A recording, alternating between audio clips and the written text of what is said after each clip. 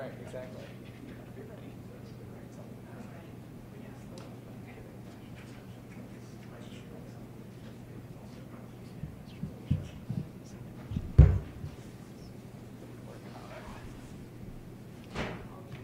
Okay.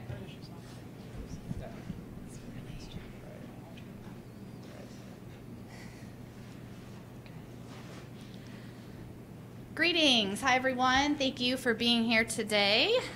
We are live from the Virginia Tech Research Center in Arlington, Virginia. My name is Shannon Andrea. I'm the Media Relations Director for Virginia Tech, based in the National Capital Region. We are here for our media event today, On the Record with Virginia Tech, At Home and Abroad, Alternative Transportation Governance Models for the DC Metro Region.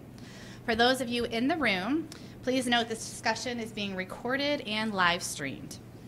Our event will begin with a brief overview from our experts to learn about effective models from abroad that could offer innovative solutions to improve regional coordination and public transportation challenges in the DC metro area.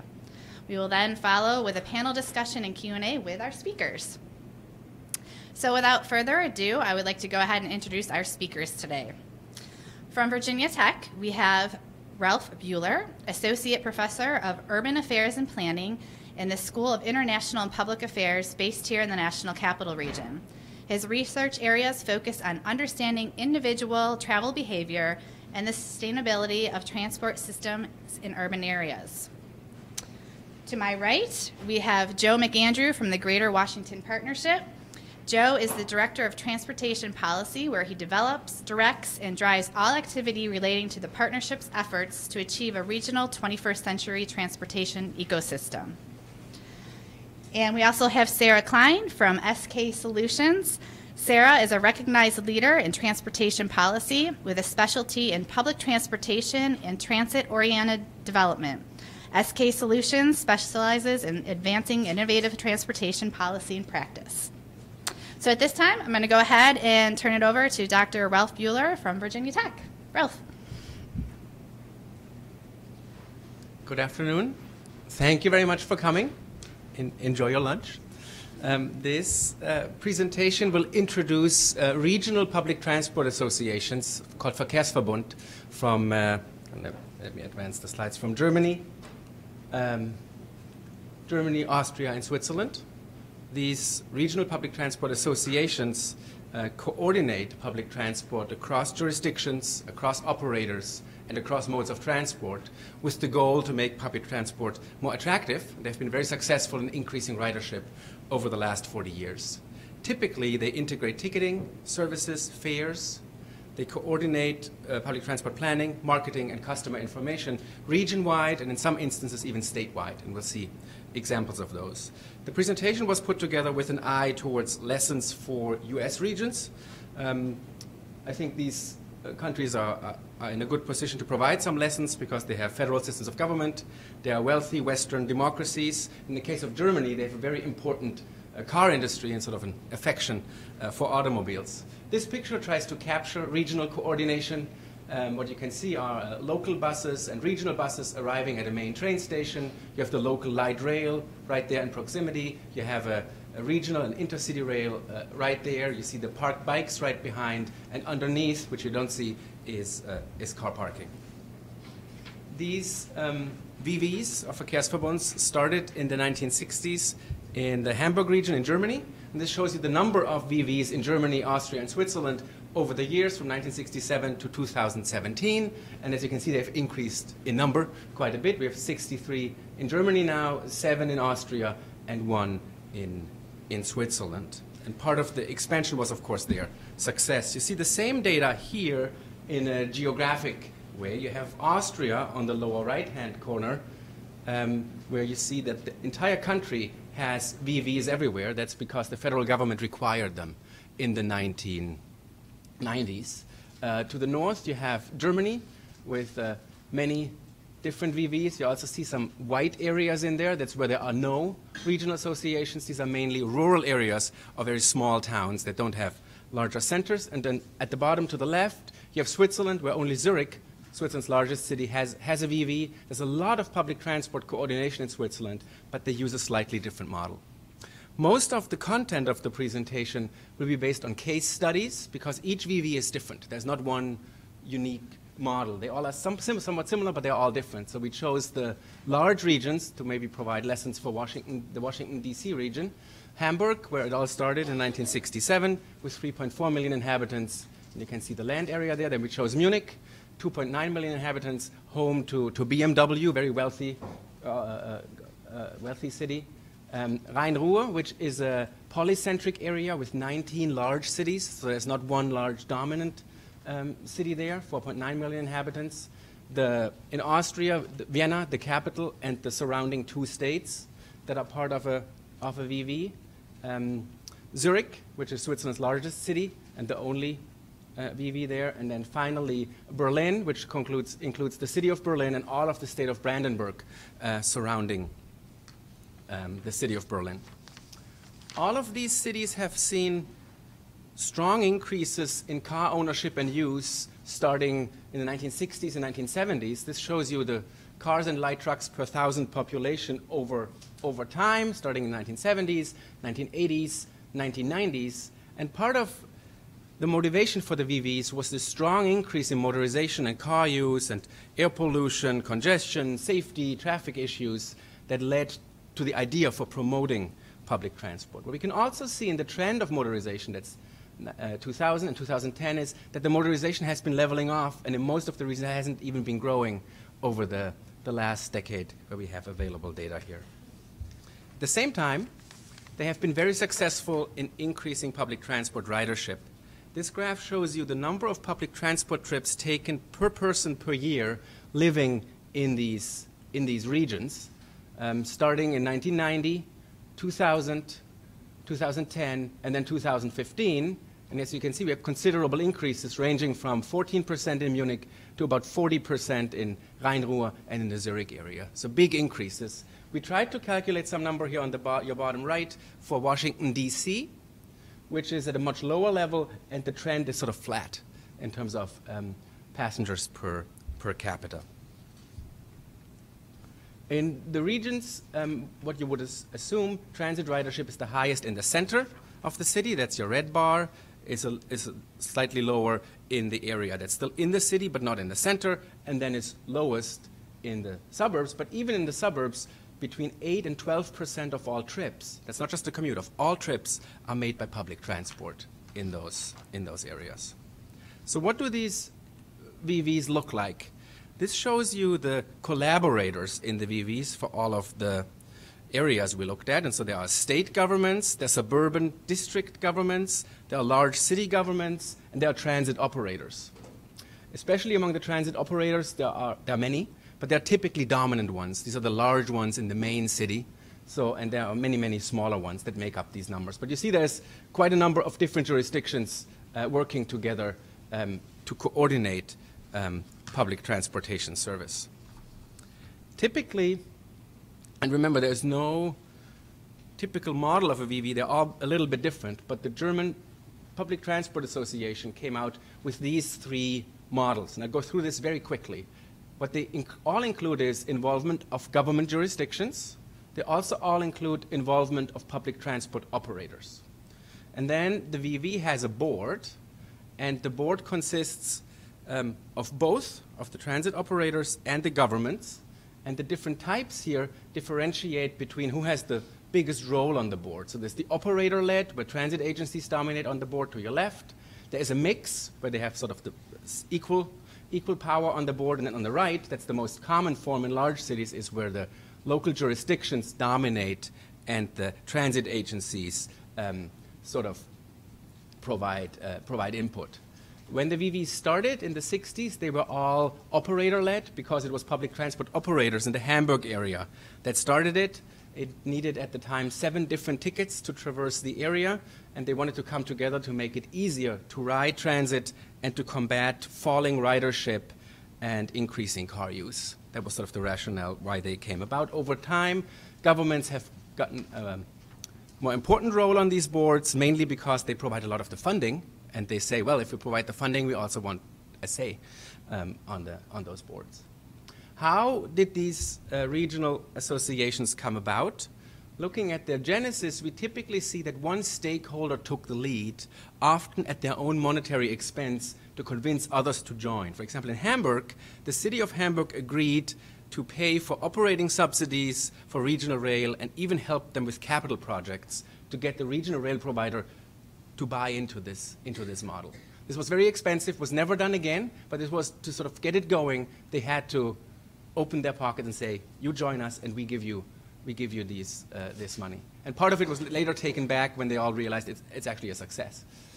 In Austria, the federal government really wanted to have a VV in Vienna, and they guaranteed operating revenues for small transit agencies that joined the VV there. So small agencies were afraid they would lose revenue when they join because they had to reorient some of their bus services to feed into the rail services. And the federal government said, okay, if you lose money, we make you whole. And that helped getting them in, and in the end worked out. In Hamburg and Zurich, the cities, city of Zurich, city of Hamburg, did the same thing and said, we'll pay potential revenue losses to small bus operators in the more suburban areas to join this. Often these things were founded in combination with large infrastructure investments. So in Vienna and Munich, similar to Washington, D.C., they built a new subway system in the 70s and 80s. So that was when the VV was founded. In Berlin, it was around German reunification, when all of the transit networks had to be reconnected after the Berlin Wall fell. And in Zurich, it was when they built a regional rail tunnel and connector underground in the city. We found top-down and bottom-up roles. In Hamburg, it came from the bottom up. It was the city and the PT agency that wanted to do it. In Vienna, as I said, it was the federal government's idea. In Zurich, the Swiss way, it was done by referendum. So people voted on, we want to have a VV. They also voted on having the undergrounding of the regional rail. And in Berlin, it was, with German unification, a mix between federal and state governments getting them started. What do they typically do? They typically integrate ticketing, including, and we'll have separate slides on that, monthly and annual tickets for special groups and also for the population as a whole. They integrate marketing, branding, and consistent messaging. And this is not always all done by the VV. This can also be done by individual transit agencies. For example, in the Hamburg area, certain agencies that are part of the VV do the marketing and branding for everyone. So it's not done in the VV, with the board structure, but they're contracting back to one of the operators that just does it for everyone. They plan and coordinate public transport services. They coordinate the customer information and the service. They coordinate and distribute the fare revenue.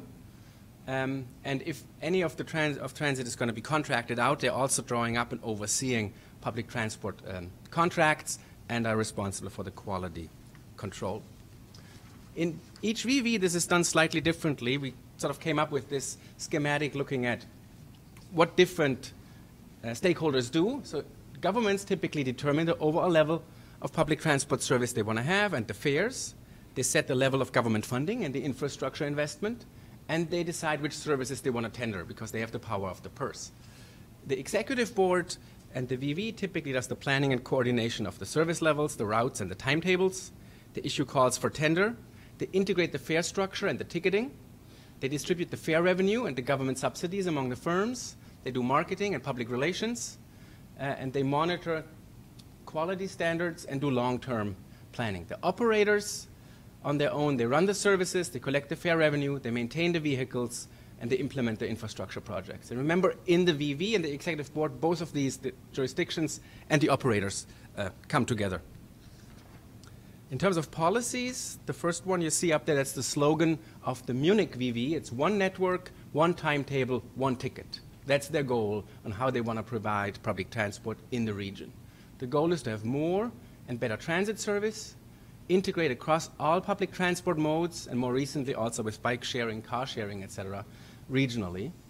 The goal is to have attractive fares and convenient ticketing, and when you talk to them, what you often hear is that they want to compete with the car, and the items they figured out why the car to them is so attractive is it's cheap, because when you use a car, you have already paid for insurance, you have paid for the car, you just get in and there may be gas in it and you just go. They have to have an easy fare system because the car really doesn't have any. The car is always available. it's sitting right out there, is waiting for you, so transit should be available. And the car is perceived to be fast, so transit has to be fast. Of course, there are many policies that are favorable for them that we don't have here in the US that's outside of what the VV does, like higher taxes and restrictions on car use, or land use policies that promote compact and mixed-use development. But here are some of the things what our case studies did over the years. They all, or almost all, increased public transport service per capita, so per resident, the amount of transit service supplied increased in most of them, not in Rhine-Ruhr and Berlin, where it sort of was steady or even declining a little bit, but they expanded service, so there was more service, and they upgraded many of their vehicles to be nicer, but also to offer better real-time information, low-floor boarding, and nicer environments and more reliability for their passengers. So it's more service and upgraded quality of the service. This graph may look complicated, but it will make sense in a second. I told you that they have these monthly and annual tickets where you pay once a month or once a year, or they deduct from your account every month for a public transport ticket, and you can use all public transport in a given area.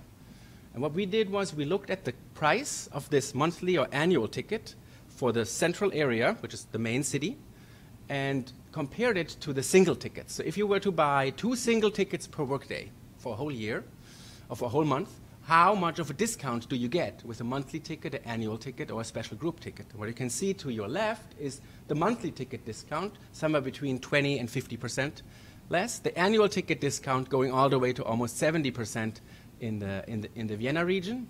Steep discounts for seniors, if you get a senior annual ticket.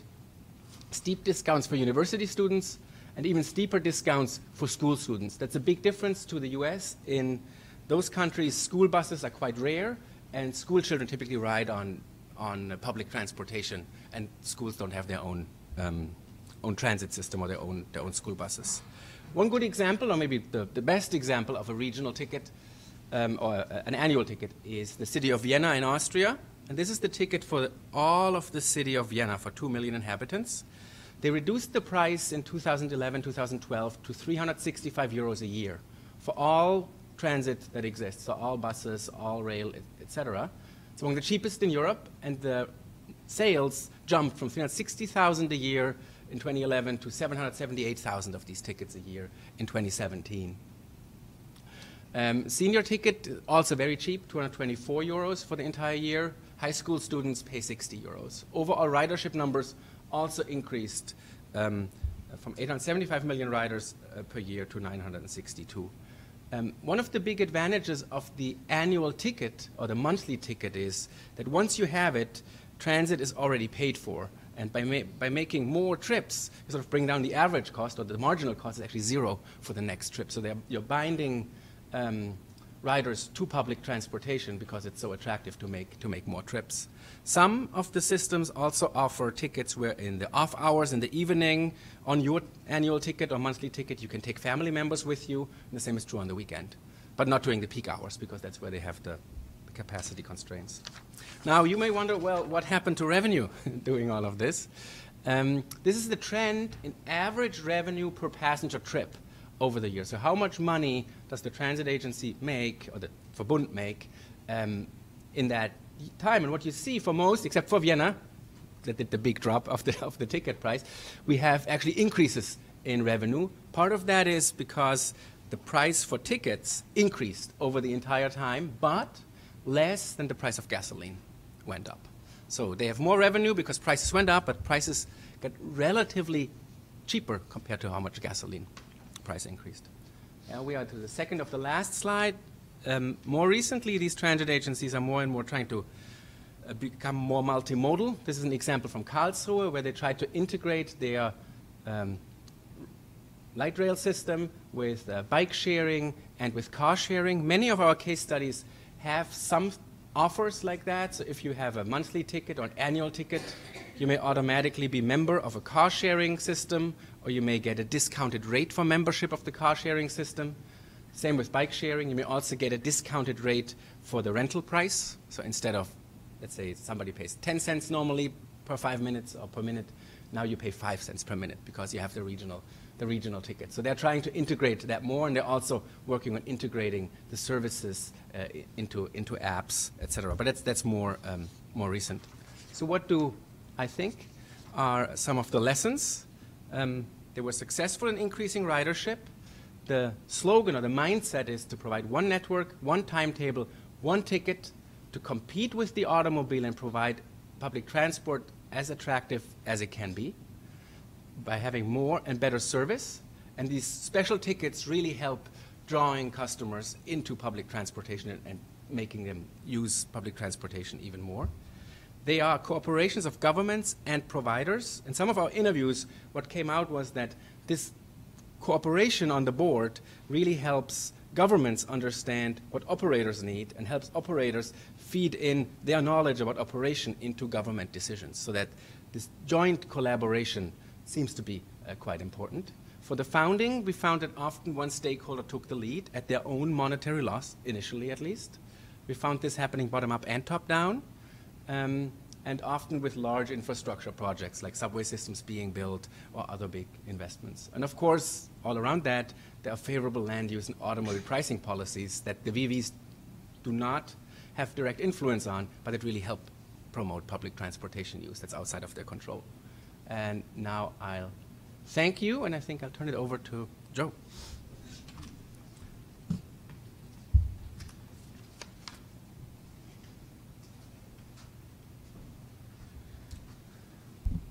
Perfect. Thank you, Ralph. We're going to go ahead and switch into maybe a little bit of a Q&A up here, a moderated conversation, then open it up to questions for those in the audience. I'll give a little bit of context to our region. Some folks in the room maybe have recognized this map because we are currently doing a regional bus transformation study looking at how we can better coordinate together, which is a great segue, taking what's learned over in Europe and maybe seeing if we can go ahead and incorporate it here. But I think what's important to note, to connect the dots here, is that we're really not that different. I think in some ways, in terms of our transit operation compared to our peers over across the way. As the map shows, our work and our working knowledge of the region's politics, the Washington Metro region has 10 transit operators. We have 3 states. We have the federal government and many, many local jurisdictions that we need to coordinate to be able to provide seamless transit options. We're also suffering similar challenges, I think, to what helped create some of the early conversations in the 60s and 70s for the proliferation of the VV model in Europe. Our region-wide transit ridership is down since 2010. From 2010 to 2017, we've suffered a 15% decline in transit ridership. Metro rail ridership, our principal transit system or mode in the region, has stabilized in recent years, but our bus ridership region-wide on Metro bus was down just 8% last year alone in the fiscal year. And part of that is to do with coordinating. Part of it is to do with the performance of the system. Our buses are getting slower. In downtown DC, we've seen buses moving at about 3 miles per hour on key corridors where folks can walk faster than taking the transit system. It's not competitive with other modes of transportation. It's slow, which is a detriment to folks actually wanting to ride. And it comes at a cost where Metrobus, as a result over recent years, has had to spend an additional $30 million that they could have been spending on other operations. The Greater Washington Partnership is a civic alliance of the leading employers from Baltimore to Richmond, focused on tackling key issues that hold back our region's economy from creating a quality place to live and thrive and grow a business. Transportation to the folks at the table is one of our key issues that we're looking to tackle, because it holds back folks' ability to be able to access a job, access essential destinations in a timely manner, and for us to be able to grow and thrive.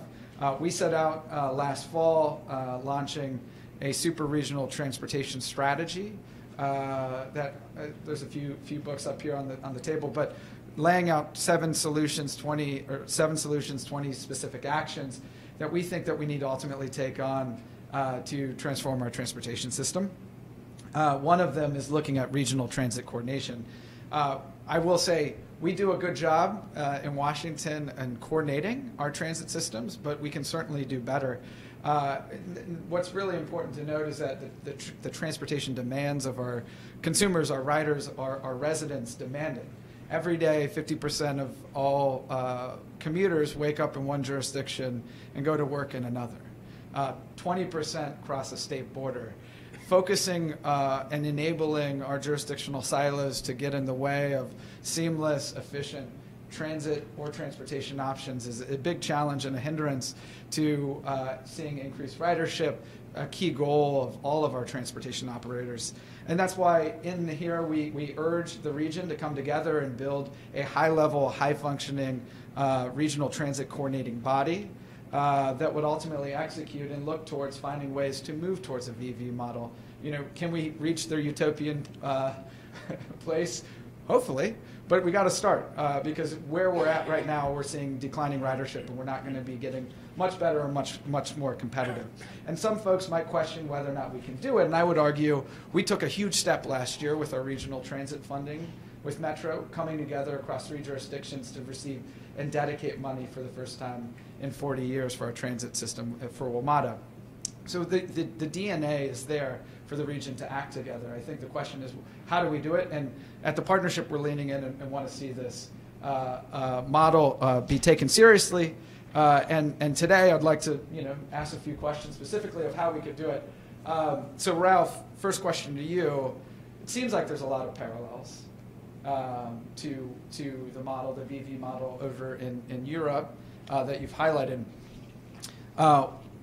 Having lived here in this region, what are some of the challenges that you see that we face in terms of creating a VV model or moving towards a better coordinated transit system? Okay, so I think starting out with the parallels you mentioned, I think the items I mentioned with concerns about traffic safety, we clearly have that. We have many municipalities going towards Vision Zero, having Vision Zero policies. We are seeing concerns about traffic congestion, air pollution, etc. So we have many of these elements in place that have motivated that change in many of the German-speaking areas.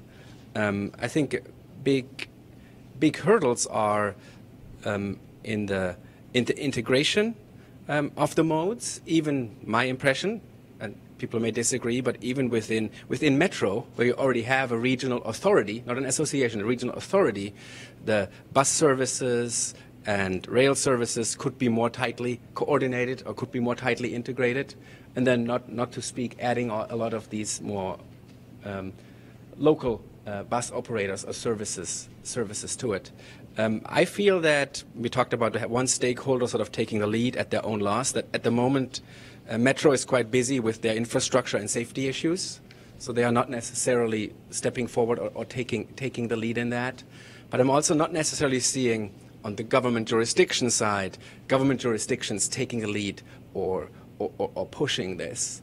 What I have in mind is, for example, the Swiss city, it's not really for Verkehrsverbund, it's quite similar though, the Swiss city of Basel, where the city of Basel really has an interest of not having so many cars come drive into the city. They are taking the lead and they are helping jurisdictions in Germany and France actually, so crossing country borders, to promote public transportation, so to avoid that many people drive into it. But I don't see anybody taking this leadership in the area here, and I think that's one of the big hurdles. Another hurdle I see is, and it has a little bit to do with the history of Metro recently, with the service not being that great and all the safe track and all that, is in most of these places when we did interviews, there was such a big pride in the transit system and a big pride in providing this great transit service that's convenient, and I don't see it here, at least from in the citizens or in the public perception. I don't meet many people who say we have a great system, let's make it better. So the public perception is also not really there that we have a great transit system, we can be even better. That may also be a hurdle because the public does not really demand it or push for it. Mm-hmm. And in talking about specific modes of transit, in our region here, we've got intercity rail, commuter rail, buses that you can see cut up here. We've got subways. We're soon going to have a new light rail system. We have streetcar. We've got a lot of different options. What's interesting about the bus transformation study to me is that we're talking about better coordination of our buses, which we can certainly do better there. But do you think that in terms of looking across the sea, that would be a good idea? Should we start with buses? Is there a preferable mode that we should start with, or should we be looking at the entire transit system? I mean, eventually the entire transit system would be ideal, right? Mm-hmm. But if there's a momentum there within buses and coordinating buses, I mean, starting there could be a good point. And in some ways, coordinating with metro rail, at least during peak hours, is not that crucial for service, because the headways, the number of trains that are coming, is so tight that just arriving at the station during the peak hours could suffice without even having an explicit coordination with that. So I think that could be a start. When I look at this map, though, and I don't know why it shows all the different colors, but a unified branding, a unified understanding of I'm on this super bus service that exists region-wide or something could definitely help integrate and coordinate this service. And not just about coordinating the service, but also coordinating the image of the service that you have. Certainly, certainly. And Sara, coming to the region here, we were one of the first in the country to have a smart transit pass, smart trip. Everyone, all of the transit operators, minus a few commuter rails and our intercity operator, use it. When asked about how to plan a trip, we can go ahead and say we've got Transit app, or WMATA has a transit trip planning operation. So many people would say we are coordinated. In your opinion, as you've looked at this, what do you think we do well, and what are some of the shortcomings that we could learn from our friends? Right. So having lived and worked in this area now for about 2 decades, I don't think the topic of coordination has come up enough, really. And so taking this fresh look at it in working on this topic has really illuminated a number of things. I've been trying to look at these things from the customer perspective, so not as the transportation policy wonk, but what is a rider of transit experience in this area? So as Joe mentioned, there are a number of very well coordinated regional aspects to our transit system. Smart Trip. WMATA has a trip planner that gives you options on all of the local services, as well as Metro Rail and Metro Bus.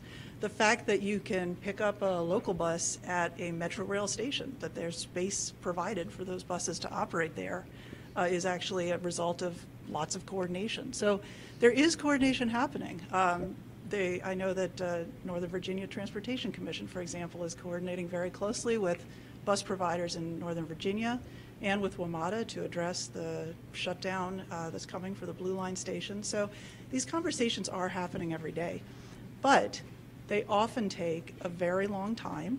They involve multiple players with multiple different interests. It can take months or years to achieve the kind of results that we're seeing now. Smart Trip, it took almost a decade for it to be accepted on all of the bus services in the region. So there is coordination happening, like you said, but there are ways that we could do better. An example of a place where I think we could do better is fare policy. We've got all these local providers of bus service. They all have different fares, and they all set their own fares. And they all have different fares for students and for seniors and for other groups, and they all differ, and their transfer policies differ, and their pass policies differ, and the costs of those differ. So if you are new to the area and you want to know how much does it generally cost to ride transit, it's really hard to figure that out. So from a consumer perspective, you're looking at fares, you're not looking at a regional system, you're looking at a collection of 10 to 12 different operators. Another area similar to that is real-time arrival information. You know, this is a technology that's been available now for a while. There's lots of apps that show it. Recently, I was trying to get around Fairfax by bus, where I live, and I'm fortunate to have 3 providers that I can use: Fairfax Connector, Metro Bus, and Q Bus in Fairfax City. All of them have different online systems to show me when the next bus is coming. So here I was flipping between 3 different programs on my phone, trying to figure out which bus I should take. Now, I mean, to some people that may seem like a minor inconvenience, right? It's not that hard to have 3 different apps on my phone to flip between them to see when the bus is coming. It's great that that information is available. But we're in a context now where transit needs to be competitive with other mobility services. And these types of small inconveniences are actually major barriers for some users who are looking for trends that like one-stop shopping and in-app payments and all these things that other mobility options are really focused on providing. So for the region to have a transit system that is not just a collection of individual operators, but rather something that to the customer looks like a seamless integrated whole, we do need to step up on those things. Mm-hmm. A question for Ralph, and I think just putting a finer to a point on the model of the VV. So in this region, we have an authority, WMATA, that spans the entire region. Outside of our regional planning body, it is the only transport operator, I believe, that goes across and spans the 3 jurisdictions. The VV model is not an authority necessarily, right? It is an association, voluntary association that people work together and collaborate on. Can you maybe walk through a little bit of the difference there and explain it so that a lot of times when we think about coordination here, there's a little bit of apprehension that I'm going to go into a WMATA-style authority, which it's getting better, but they're concerned about what they give away by going to the table to coordinate with their peers. Yeah, so the VVs themselves are actually not that large. They are not at the size of what Metro has in terms of employees. They're actually quite small in employees they may have. They may have between 20 and 100 employees, and a lot of the work is actually done by coordinating with the transit operators that have a lot of the expertise in the route planning and on all the technical issues. So it's an association between these, and that's how it came up. It was created. It was not an idea from a federal government. It was an idea originally from a transit operator and then a state government, because City of Hamburg is also a state at the same time, to create this. And then they reached out to the other operators in the city, and they reached out to the operators in the suburban areas. So they come together and they collaborate voluntarily. In Austria, that's different because the federal government mandates them to coordinate. Otherwise, they wouldn't get federal funds. But in Germany, that's not that's not the case. They're giving up certain authorities, especially the more suburban bus providers. They typically agree to feed their services into the regional rail and not run it into the downtown area. They agree to coordinate the services at the end of the line, that the bus is waiting when the train is arriving, etc. They also, and that's a difference to, that's why Switzerland was partly in white and not had a VV. There is also a degree of revenue sharing. So the revenue that's collected is going up to the VV and is then distributed back to the transit agencies. That has changed over time. Initially, when they started in Hamburg, the revenue was given back based on service supplied to all the operators. That turned out to not be that much of a motivation to provide really great service, because you just got the money for providing the service. Now it's often also combined with ridership numbers, so that you get more if you have more riders. So they give up certain types of their autonomy, but they get more by linking into the regional system. And it's not something, except for Austria, where sort of the higher level government comes and tells you what to do. What has emerged in some German states, and each German state has their own different public transport law. Some German states give higher rates of subsidies or government monies if you coordinate with neighboring jurisdictions. Now, a newer level is they give higher rates of subsidy if a Verbund coordinates with a neighboring Verbund. So that's sort of the next level. It's not huge, but it's an incentive in the structure. But that was not how it started out, and that has sort of evolved over time, and is not the same in every state. So I think one of the great things, and I think there could be lessons in it, is that it's quite a flexible model that has been applied differently in different areas. Mm-hmm, mm-hmm, mm-hmm. And Sara, we don't have a VV here. I think we've indicated we don't have a regional coordinating body for the entire region that you can see on the map here. But in your opinion, what are the closest models that we do have? And what are their limitations or opportunities? Yeah, so we do have regional coordinating bodies to some extent in this area. For example, the Transportation Planning Board at the Council of Governments is the region's metropolitan planning organization. It's mandated by federal law. So the TPB will set the long-range transportation vision, essentially, for the region. And they do span the entire region. They do have that geographic footprint that really covers most of what you see up there. They do set the vision. They are a great forum for bringing together the jurisdictions, but what they don't have is the authority to do that kind of day-to-day planning, decision-making about what fares are going to be, where exact service is going to be provided, which bus routes will get signal priority at which intersections. Those types of jurisdictions, which really impact what the rider experiences, are really left to the jurisdictions to make. So we also have WMATA, which we've talked about as a regional transit authority. They do a lot of work on coordinating. I mean, we have Smart Trip all over the place, in part because they, led a group to get that in place. But that's not the same as kind of a voluntary association of peers. Not everybody, excuse me, not everybody necessarily wants to sort of be summoned to that table. Northern Virginia Transportation Commission is, as I mentioned, a great coordinating body, works particularly on projects where they cross jurisdictional lines, but again, that footprint is limited to Virginia, doesn't cross into DC and Maryland. So we really don't have an entity here that is empowered to create that kind of one ticket, one schedule, one network vision that you have in the VV regions. Mm-hmm, mm-hmm. Agreed. I'm going to go ahead and open it up to questions in the crowd. For folks in the room, are there any questions for these two or myself?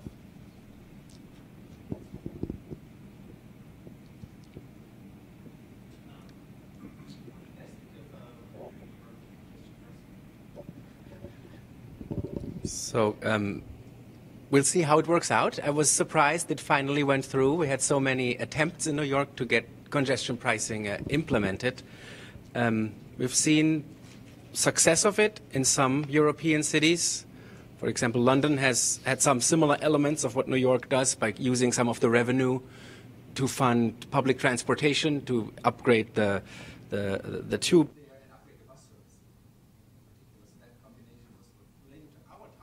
I think many cities, for example, Vienna, but also Munich, etc., they have made driving in the city less attractive, not by congestion pricing, because that still would be hard to implement in a German city, I think, politically, but by increasing the cost of parking and reducing the supply of parking.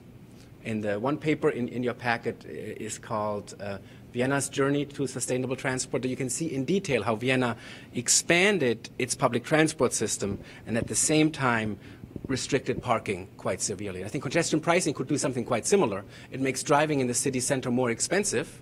If you need to drive, you can pay for it and you can go, but it will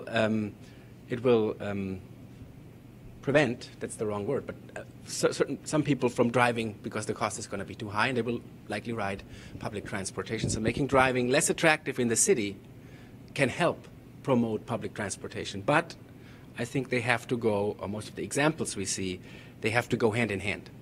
So just making driving harder, more expensive, and providing lousy transit service will not politically work that well. Providing good or better public transport service and a viable alternative to driving will get more political buy-in to that. So that's sort of how I would connect the congestion pricing to the transit issue. Well, I might defer to Joe, actually, because I know that congestion pricing is part of the partnership's recommendations. I mean, we in our region, we haven't studied it, and I think that that's a valuable tool. There's many different ways to get at what you're trying to achieve.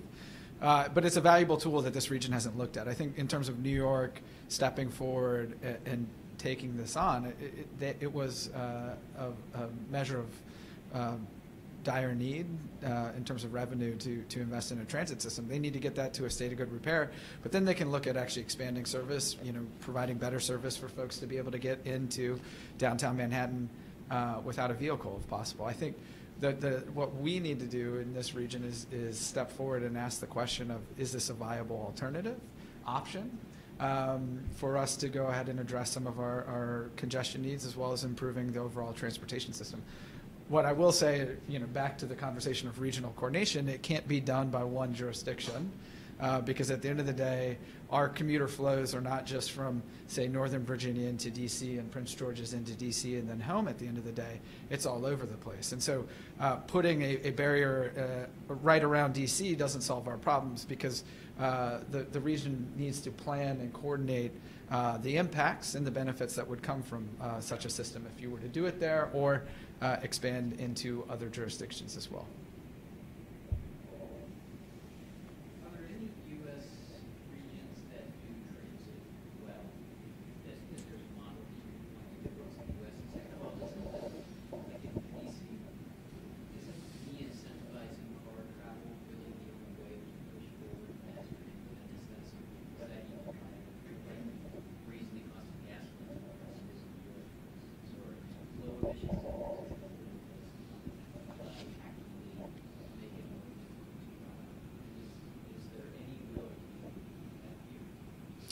I'll answer the second, and then Sarah, you want to take the first. I think it is a question of when are we going to address better or provide better transit service. I think the dedicated money that was secured last year for Metro was critical to not only getting that system to a state of good repair, but actually asking how to improve the system overall over the long term is the hope. But we're at a point, I think, in terms of our growth that it's a question of can we continue to grow our roadway system to be able to match the demand of our transportation.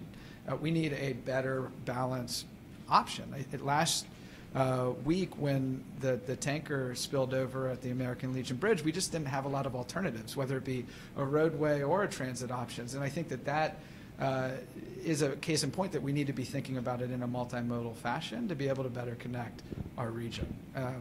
I wouldn't say we're in the game of trying to say that you should ever force anybody to take one trip over another, but I think we need to be able to provide options, and right now we just don't have enough. And I think with regard to other U.S. models, one that is commonly talked about is San Francisco Bay Area, where their version of the Transportation Planning Board, it's called the MTC, is actually empowered, I believe, by the state to do things that our Transportation Planning Board does not have the authority to do. The MTC distributes funding, for example, discretionary money that they have some discretion over, where it goes in the region. That helps them to establish policies and then encourage the providers in that area to follow those policies. And they are a very large region, just like ours, in terms of the number of different providers, but they've done a lot of work on consolidating different authorities into that MTC. They have oversight over a variety of things, air quality, and they're working with the Air Quality Board, and they have I would say, a very strong focus on that coordination. How it's worked on the ground in terms of, do they have the type of one system, one network, one schedule that you have in in the German-speaking areas we've been talking about?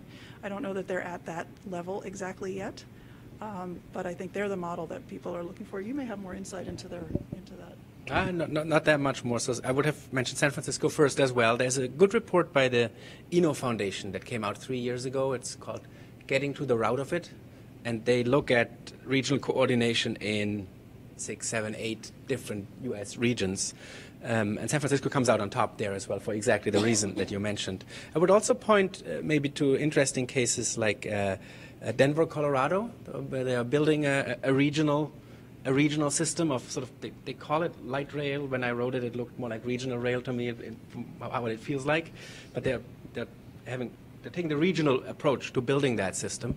And another one, maybe I'm personally biased because I spent some time there, would be looking at what Minneapolis is doing or what's happening around Minneapolis with new commuter rail lines emerging and connections between Minneapolis and St. Paul and things like that. But it's more on the very different level from San Francisco, Boston, and New York. For the second question, I think you have to disincentivize car use. But if you do not have better or good options, you will run into a very severe equity issue, because you're increasing the price of driving, and you may have populations that do not have a viable option. And we have that in many parts of the region, especially in suburban areas. We may have some spurs of the metro rail that goes into Fairfax County or that goes into all the other counties, but you have big swaths that are really, really car dependent, and bus service, even though this looks nice, is not that great and is not that convenient. And so just increasing the price will A, not be that politically feasible, and B, you will run into big equity issues. So we'll have to improve transit service for I think both of these reasons, for political feasibility, but also for the equity reasons. And another element I want to add, and we haven't discussed that really, is transit, in my opinion, is really at a point where if they are not careful, Uber, Lyft, and other services are going to pull even more riders from them. There is some capacity constraints during peak hour, but transit has to get organized and more attractive, and even integrate some of these rideshare services and AVs and whatever, what have you. But if transit agencies are as passive as they are and not getting their act together, I think it could end quite badly for them. But that's my personal opinion. So keep that. Not following up directly on that, but just on the Denver and Minneapolis, you reminded me of something. So it's interesting to think about Denver and Minneapolis, because they're essentially the Washington area 20 years ago. They are building regional rail systems right now. They have a regional authority in Denver that's building out their rail system. In Minneapolis, they have basically their regional planning body is sort of overseeing building that out. We did that. Washington region did that. We were able to come together in 3 states and multiple counties and build a phenomenal regional rail system that we still have today. It's going through its various growing pains, et cetera, or aging pains, I guess. But we did that. They're sort of where we were then, and I think our question now is, can we do that again? Can we have that level of coordination and that kind of regional coherence around a goal that we had that allowed us to have the transit system that we have today? Yeah, great. One quick question, Ralph, in terms of the examples that we were given, San Francisco, Denver, and Minneapolis, they are still quite a bit away from the full VV model as being presented, correct? Yes, but the question was, are there any regions that do it well in the U.S.? And then that was the answer. But you have to start somewhere, and the Hamburg system was not what it is now in 1967 when they started, and so you have to start somewhere. And there's a push, especially on the West Coast in California, to integrate public transportation more. And another element of integration that we haven't really talked about is, and that sort of was in one of the last slides, is the multimodal integration. So transit agencies integrating other modes like car sharing, bike sharing, etc. And really aggressive transit agencies could think of themselves as sort of mobility agencies in the future. So they are not selling a trip from A to B, from transit stop to transit stop, but they are selling mobility as a mobility package. And I think that will be the future, and that's sort of where Uber and Lyft are going. They are buying bike sharing companies, and they're trying to have all of this. If it will work out, we'll see. But I think it's sort of a race towards who is going to be this mobility agency in the future. And transit, because they have all their infrastructure already, they have their systems, they have their workers, they have their networks already. I think they should play a much larger role in that, rather than having the newcomers, Uber, Lyft, sort of eat their lunch. Can you say that? So well. I think they could be much more proactive in that. Go ahead.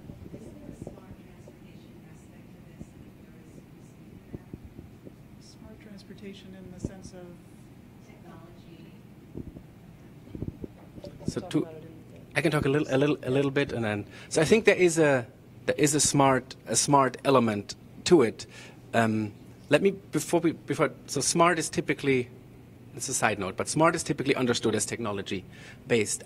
I'm a believer that smart transport can also be very easy connections without having a smart device. Walking across the street to go to a bakery and get my bread is probably smarter than using a device and going 5 miles to a bakery. That's just one side on the smart comment. So smart connection is there, of course, the integration of the app, the integration of the transit vehicles starting to talk to each other, vehicles becoming automated vehicles. We see, I think, just read the other day, one German city, or 2 German cities now have small, short lines of buses that are AVs, that certain routes, there's somebody there who can stop them if they do strange things. But it's sort of the next frontier for transit agencies as well to embrace this new technology. And it can work quite well for transit agencies because they have dedicated routes. So their vehicles are doing the same thing over and over, more than my private car. I go different places, much more difficult, much more controllable environments. I think there is a lot of a smart connection there. I don't think the German, Swiss, and Austrian VVs are there yet. They're struggling with that. They're also, that's the downside of having a big organization. They're not as nimble as these new startups who can just do things overnight, it seems. But I think there's a big component of smartness to that. So that's a really interesting question, actually, and something that I'm not a technical person at all, and so I've been really trying to learn about all these technologies, because when I looked at it again from the customer perspective, and I'm like, why do I have to use 3 different apps to figure out when the next bus is coming? I've started asking some people, why do I have to do that? And you know, it's actually the technological aspect of this is both a potential boon for transit, because it can make it so much more seamless to use and so much more convenient for people to plan and pay for their trips. But it's also it can be a barrier in a multi-jurisdictional region like we have, because you have, all these jurisdictions have their own IT departments, and they all have different standards for what they're able to purchase, not dictated by their county-run transit buses necessarily, but by a county-wide IT policy. And then they have different procurement policies and different procurement timelines, et cetera. So while it seems potentially simple at the face of it to say, there's this new technology, mobile payments are coming up, right? This is something that all of the transit providers in the region are looking at. But the actual challenge of figuring out which tech platform, I don't even know the right word, which technology to use exactly, how to roll it out through jurisdictions that have all these different policies, that's not easy. Even things like traffic signals, apparently there are different companies, I didn't know this either, that make traffic lights and run them, and the control boxes can be somewhat different. And so making sure that all the buses can communicate with traffic signals when you're talking about making sure that there's priority for buses. Having that done region-wide is not easy, but it's the kind of thing that we're going to need to pay a lot of attention to and be able to deliver. And right now, we don't really have the structures in place to be able to deliver that in a reasonable time frame. You know, putting a finer point on being smart and coordinated and tying it back to what could be potentially done, we're excited. WMATA hopefully is going to have a mobile ticketing application later this year. It's going to make it easier to access buses and subway vehicles. But when they announced it, there were a few jurisdictions in Northern Virginia and in Maryland that were also looking at going their own separate ways and creating their own mobile applications. And again, back to the fact that we've got a regional transportation system and the residents are demanding a regional solution, having 3 different apps on your phone to ride transit in our region is a disservice. It's actually nudging them not to actually take transit, and that is not smart. Mm-hmm. But I mean, there are also some other elements to the smartness. There also needs to be the promise or the willingness to provide, to use the technology that's available for customer service. So when we talked about all of this coordination, I was thinking about early on in Hamburg when they started this, they promised customers to have a connection with a bus at the end of the rail line. And already in 1970, the rail driver could radio ahead and make the bus wait if the train is late. So, like, I mean, it was not smart but it's the mindset to use that technology to think about the customer perspective and what the customer wants to have. Or there's another example from the German city of Freiburg where they have a night bus system. Now they have night trolleys. They just changed that to light rail. But what they do is they coordinate their night buses at the end of the line with ride sharing or with taxi services. So essentially, you enter the bus in the city. Maybe you were out partying, you get on the bus or you get on the light rail. At the end of the stop, they will have coordinated for you, included in the price with, I think you pay €1 or €2 more, a shared taxi to get you home. And that's then paid for by the local jurisdictions where they reside, because they don't want you to drive drunk. Again, the same idea is the mindset of the customer and what the customer needs. And then you can use the smart technology to facilitate that. Yep. A couple other questions. Are any of the German, Austrian, are they revenue positive? Is the first question. And second of all, looking ahead 20, 30, 50 years in the role of autonomous vehicles and getting people back and forth to transit, or doing something crazy like making a smart trip car viable with Uber, are those things kinds of things that you're actively thinking about moving forward? So maybe try to click ahead on the slides. I have one slide about, is there one more? No, it's not in this. So revenue and fare box recovery are very hard to get at in Germany because and Switzerland and Austria, because there is no national transit database or something. So each agency does it themselves. But we've looked at the numbers. And they have all increased their fare box recovery. And the lowest is Vienna, that actually went down a bit there, at 55% recovery rate. Munich claims to be in the city itself at 100%. I doubt that, but that's their number, and they won't show us. But are they all subsidized? That's my question. Is their usefulness dependent upon them being subsidized? All transit is subsidized, even outside of if you don't just look at the cost recovery ratio for the revenue, infrastructure investments, etc. But that's, as a side note, I mean, almost all of transportation is subsidized in one way or another. So if you look at the car, you look at bicycles, whatever mode you look at, you have that subsidy. But the point is, they have quite high cost recovery ratios. I think Hamburg is at 80%, so they're quite high compared to a worldwide standard. There is some debate about if they have reached a level where they are too high and have foregone important investments and other things, which the future will hold. We'll see. Thinking ahead with the AVs, it's difficult to speculate. I wrote a piece where I had to speculate a year ago for the Journal of Public Transportation. My prediction was that transit agencies that are aggressive will integrate these AVs. They may become mobility providers. I think transit will still play a role because of its space efficiency, mainly during the peak hour. So if we have the city structure, we have a downtown, and let's assume we still have a downtown and we still have jobs in the downtown. Transit is the vehicle to get people in. Even if you space all the cars perfectly and everything, transit will have a higher capacity to get people into the downtown. And the other side was in the prediction that transit will also still be relevant for equity concerns, because especially when they roll out these AVs, privately owned AVs, could be quite expensive. That has been a little bit negated already with some experiences in LA, where Uber Pool and all of these shared services seem to be quite successful in lower income neighborhoods that have poor bus service. Brian Taylor, a professor over there, did a study on that, and he showed that poorer individuals in the LA area that used to be sort of captured, what's the word? Captured, no, it's not captured, trapped passengers? No, that is another term. You say captive?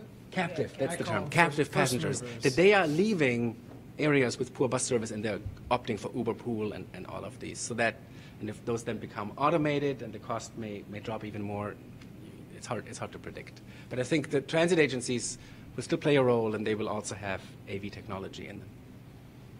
And one thing that just occurs to me to tie it back into the discussion we've been having about coordination, whose job is it in the region today to kind of implement that future, to deliver that future where we're all integrated and where we have AVs that are tied into the smart cards and everything else?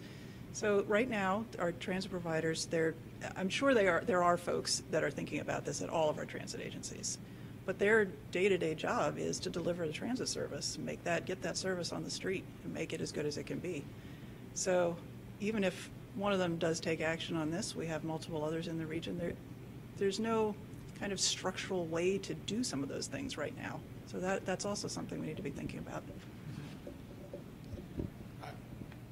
I agree with what Ralph is saying. I think the one item that I was flagged for folks to be aware of, like, we're thinking about it. I think all transportation professionals in this region are, and across the country. We still got a few years, fortunately, but we've got a plan. I think a lot of the things that we're talking about in terms of seamless, integrated transfers between trip options is still going to be relevant. Either way, the technologies might just be a little different. But in the near term, making sure that we're thinking about it across that river and not letting the jurisdictions get in the way is important. And just another story of relevance here, you've got Maryland and Virginia both doing strategic plans for autonomous vehicles using some of the same consultants, but when you ask folks on the other side of the river what the other side of the river is doing or planning for, it's uncertain. So, I mean, that, to me, these vehicles might, have the same technology in the same car, but if we're not actually thinking about syncing them up across the roadway with technology, sensors, et cetera, that can go ahead and be interoperable, we've got an issue too. So, I think over time, if there are any burning questions, we'll stick around for Q&A off the record, but this was fun. Thank you, everyone, for coming. Many thanks to our speakers today, and like I said, we'll be around afterwards if you have any further questions. Thank you.